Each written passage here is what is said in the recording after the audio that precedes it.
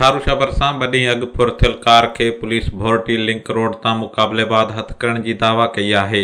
DSP भिरिया अब्दुल सत्तार हुजण राब्तो करण ते Kaavish digital media reporting team सां ॻाल्हाईंदे ॿुधायो त ॻुझे इतला मिलण ते ॻोठ आसापुर में छापो हणी फुरथियल कार हथ कई वई आहे। हुन चयो त कार्रवाई दौरान जवाबदारनि पुलिस ॾिसी फायरिंग शुरू करे ॾिनी, जंहिंखां पोइ मुख़्तलिफ़ थाननि जी पुलिस नफ़री तलब करे फोरन सां मुक़ाबलो कयो वियो, जंहिं बाद फोरू कार छॾे मौक़े तां फरार थी विया। जनत जवाबदारनि जी गिरफ़्तारी लाइ पुलिस ॻोठ आसापुर खे कड़ो चाढ़े ॻोठ ॾे ईंदड़ वींदड़ समूरा गस बंद करे छॾिया आहिनि। ॿिए पासे भिरिया ऐं ठारूशा थाणे ते जवाबदार नज़ीर सहतो, बशीर, ज़ाहिद, ग़ुलाम मोहम्मद सहतो समेत 17 ॼणनि ख़िलाफ़ पुलिस मुक़ाबले ऐं फुर जा 2 धार केस पिणु दाख़िल कया विया आहिनि। यादि रहे त 2 ॾींहं अॻु भिरिया थाणे जे हद में कार फुर करण जो वाक़ियो पेश आयो, जंहिंखां पोइ ठारूशा पुलिस समेत मुख़्तलिफ़ थाननि जे पुलिस अटालनि ॻोठ आसापुर में चढ़ाई करे फुरथियल कार हथ करण जी दावा कई आहे। जनत का बि गिरफ़्तारी अमल में अची न सघी।